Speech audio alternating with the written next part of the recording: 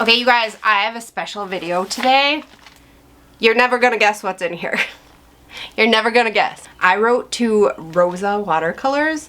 I could not find them anywhere here. I couldn't find them at Blick's. I couldn't find them at Jerry's, and I really wanted to try them.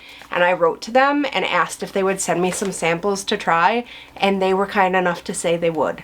I don't know what's in here. It feels like there's a box in here. Let's open it up and see what's inside and paint something with them. Get something cozy to drink and come on in and let's get opening.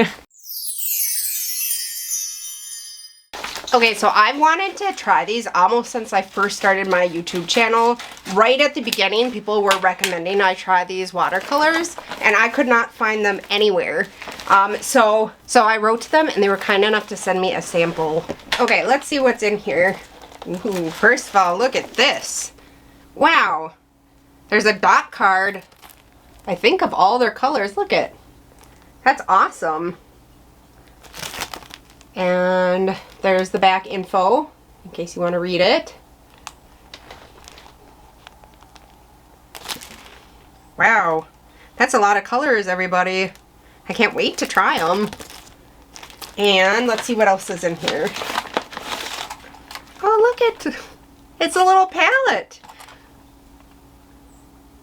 This is so cool. Ooh, look at, so pretty. So pretty. It looks like there's Cadmium Lemon, Cadmium Yellow Deep, Magenta Rose. I'm having trouble reading that one. Here, I know, where are my glasses? Cadmium Red Light, Quinacridone Violet, Ultramarine, Turquoise, or Aureoline Green, Emerald Green, Umber, Burnt Sienna, and Payne's Gray. All the colors I would pick just for a palette. Beautiful. Why don't I move you from here to here and we'll unwrap these and take a look at them and swatch them and do a little painting with them. Alright, I'll meet you back here in a second. Okay, you guys, so here we have the dot card from the Rosa Gallery and the little palette. I think that's everything that's in here. So when I wrote to them, they had asked me what colors I would pick if I were picking a palette, and they ended up sending me the colors that I picked and putting them into a little palette. I was super impressed with the size of the pan, and all these colors that I picked had the highest light fast rating, and they all have the pigment info listed right on the pan. If you have not great eyes like me, you might need some reading glasses to read it because it's pretty small, but it's all on there, which makes for absolute...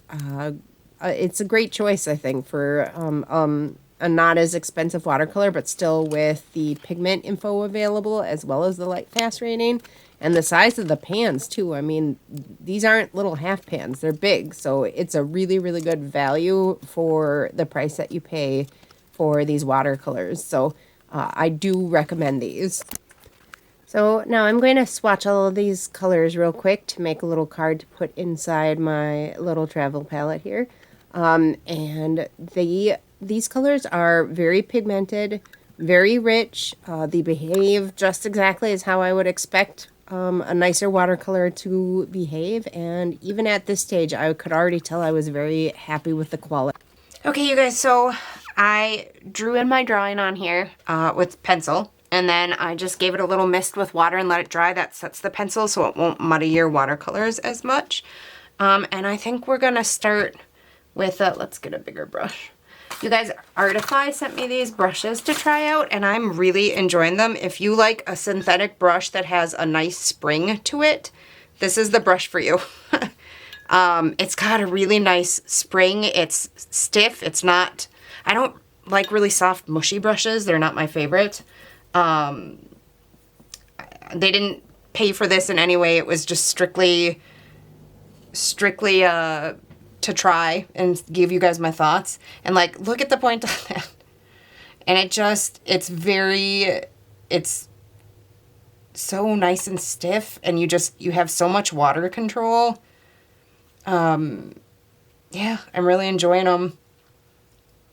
So I'm doing this on my Arches cold press paper, and I am going to try my best to keep the back white, like a real botanical watercolor would be. We'll see.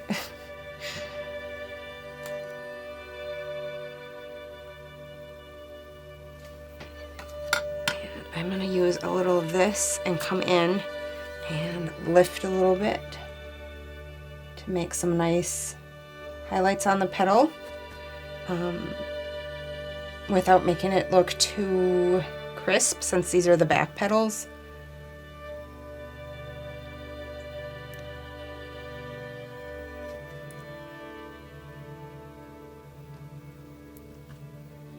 Okay.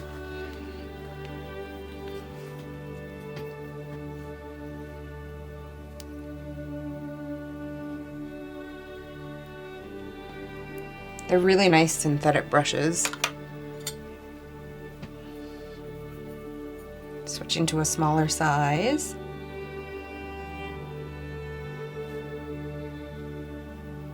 They hold a fair amount of water and they have that nice spring.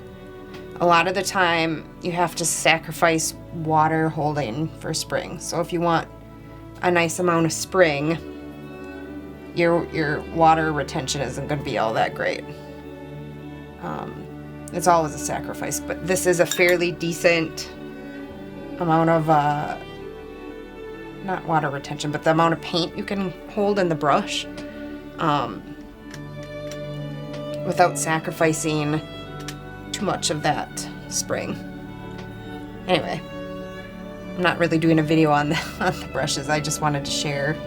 I'm really doing the video on these Rosa Watercolors, which they also sent me just free to try.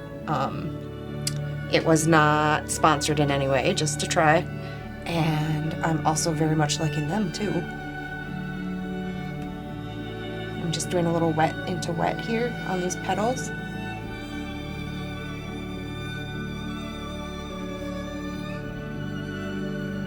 And we'll just watch the color disperse a little bit.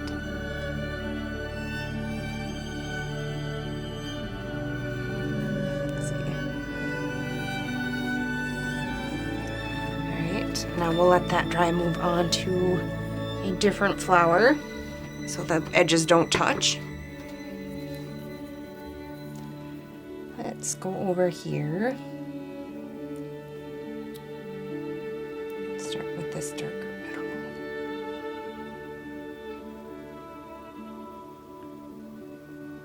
All of the colors I picked, they let me pick what colors I wanted in my palette. I wrote to them and asked if I could try their watercolors.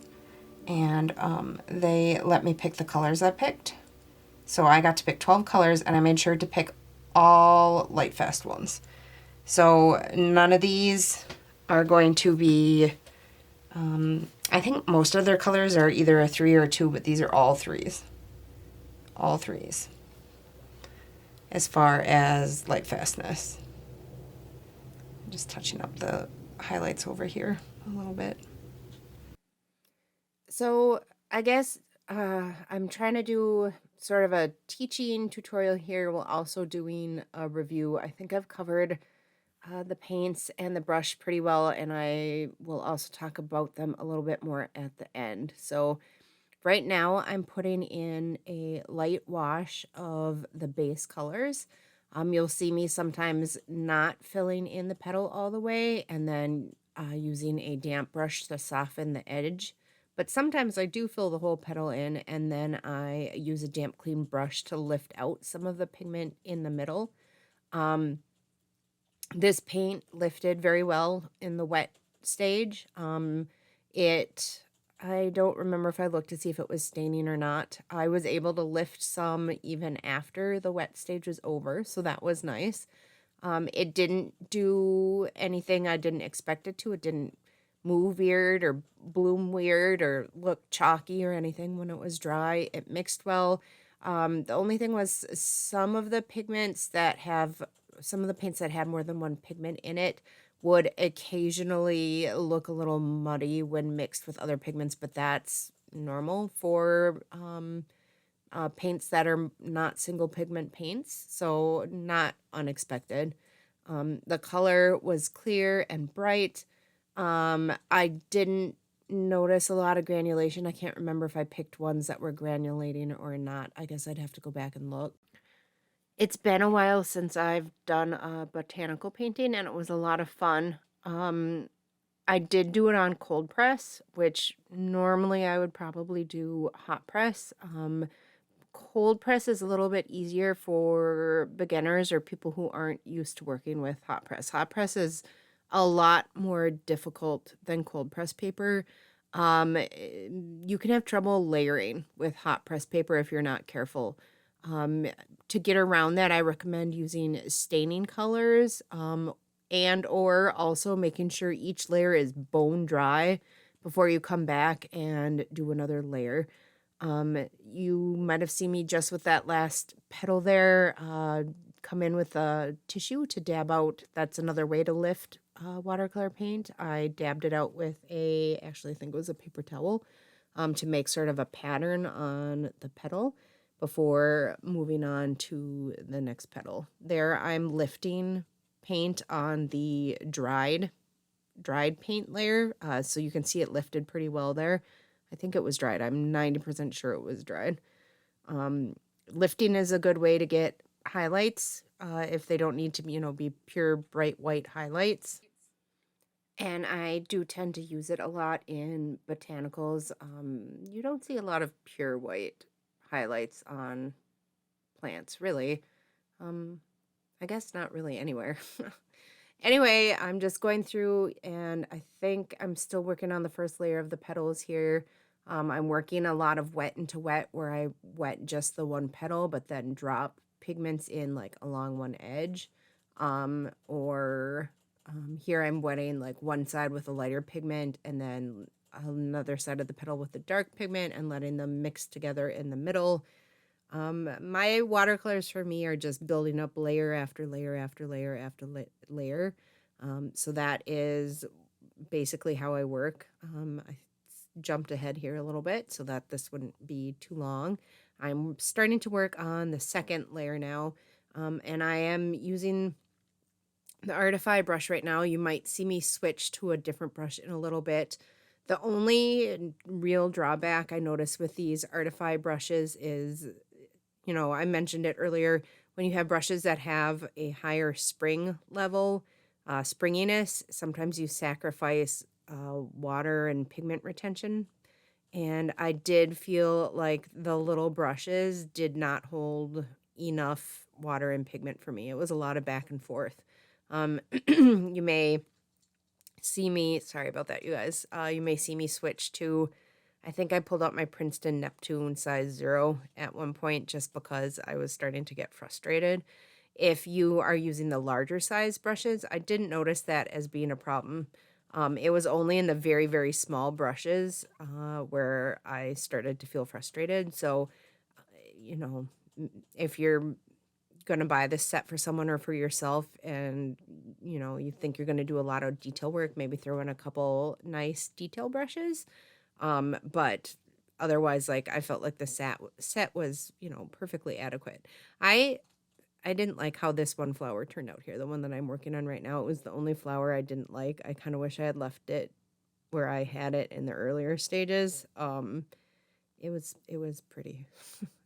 I think I overworked it a little bit, that one flower in the back on the bottom. But other than that, I was pretty happy with this piece and how it turned out. I think I mentioned it earlier. I hope I mentioned it earlier. I might have forgot.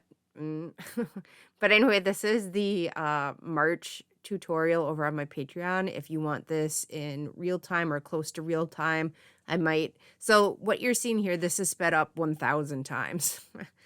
Over on my Patreon, I might speed something, instead of it being like 100%, I might speed it up to like 200%, but never 1,000%. So over on my Patreon, so far everything that I've put up has been real time, and just with this one, I haven't edited it yet, but I might play with just speeding up a couple sections where things are repetitive, just to keep it from being too long. because my last tutorial I did that was for marker and colored pencil for my snow leopard ended up being 7 hours of footage or 8 hours of footage. So I put it up in like 1 hour chunks on my Patreon, and it took like 8 parts, and it was ridiculous. So anyway, I'm working on the centers of the flower here. It's maybe a little hard to tell, but I painted the centers like a light orangey brown, and now I'm coming in and like putting in the fine details with a darker color. I'm using that, what is that brush again? Went and checked. It is the Princeton Neptune size 0. It's not the Heritage, it's the Neptune. Those are, I think, supposed to be imitation squirrel hair. My 2 favorite synthetic brushes or brands of brushes I've been using right now have been the Princeton Neptune and the Princeton Aqua Elite. So far, I haven't found one I like better than that.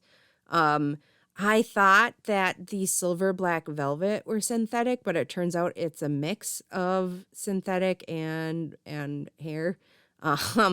And I prefer to stay synthetic if possible. So, I mean, I'll because I have them, I'll use them up, but I won't buy more. I'll probably focus on the Princeton Neptune and the Princeton Aqua Elite. If anybody else has any recommendations for pure synthetic watercolor brushes, I'd love to hear it. So go ahead and drop that in the comments if you have any. Oops, I must have bumped the camera there. Here I'm just using that fine brush to put in a lot of detail on the forget-me-nots. Again, this is a little bit harder on the cold press. I prefer to use the hot press. And in fact, because this is cold press, the edges of the flowers were more of that softer, not a smooth line. And I did go around and end up like outlining the petals, which is, a solution you can use for cold press, but it's not my favorite. I feel like it gives it a little bit too much contrast. And here you can see I'm doing that right there because the lines are a little bit too jaggedy for my taste because of the rough texture of the paper. But I think I would prefer hot press for fine details. And in fact, a lot of botanical watercolor artists only use hot press. But I know cold press is way more popular because it's much easier to work with and it's not as finicky, and you don't have to worry about layers reactivating as much, and things like granulation and special effects like that work a lot better on cold press. The main draw of hot press is it's so smooth that you can get super fine details. I pretty much mostly use Arches hot press and Arches cold press. I am going to be experimenting with some different brands of paper. I recently got the Legion Aqua hot press that I want to try.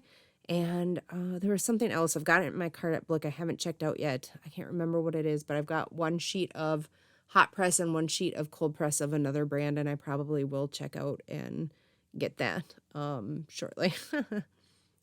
Anyway, I'm just finishing up here and putting in the final details.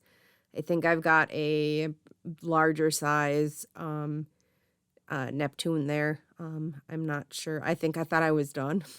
And I put my watercolors away, and then I decided, or my brushes away, and then I decided I wasn't done, and this one was sitting out on the desk.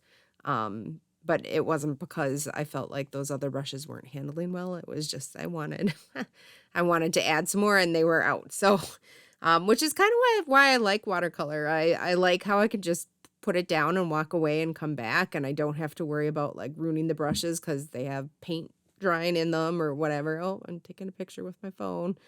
And then I leave my phone out because I forgot I was filming. Anyway, you guys, I hope you liked this little review of the brushes. I'm going to pop back in real time here, and the paints, and give you my final thoughts on the brush and the paints. And I hope you liked the video. And here is past me to give you my final thoughts. Okay, you guys, so that is my very first experience with the Rosa Gallery Watercolors. These are a very good way to get started with watercolor if you don't want to break the bank. The pans are huge. You can see they hardly look touched. The colors are good. It's very vibrant. The pigments are very rich. They layer well. I didn't have a whole lot of reactivation issues.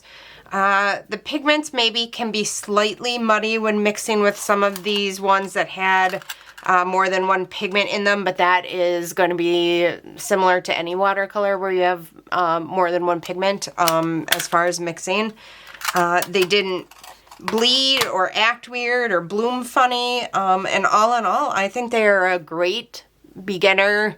Well, I'd say it's like a intermediate level watercolor. I'm not sure how much they run, although I did see like a set of 12 Rosa Gallery Botanical set on Amazon for 20 bucks yesterday. So, I mean, that is a pretty darn good deal and a good way to get started with watercolors where you know what the pigments are, if they're light fast or not, and can have a reasonable expectation on how to behave. So all in all, this gets a very good review for me, like 4.5 stars. And then, I don't know if I mentioned it, but I was testing out these brushes from Artify. This set runs, do I have the box cover? This isn't even the whole set. The rest of it's over at my other desk, but this was the set.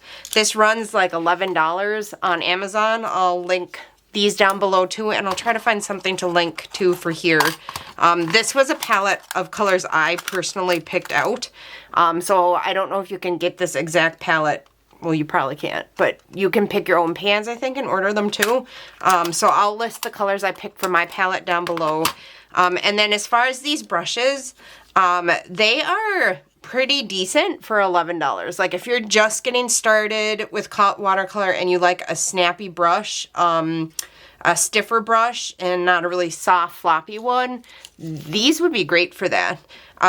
They handled really well, especially, oops, there was one of my hairs on there, especially the larger ones, held a decent amount of water. They held their point well. The only thing that wasn't great was I felt like when I was using the smaller like detail brushes, they don't hold a lot of pigment and water. There was a lot of back and forth with them. But for $11 for a beginner, like this is a decent set.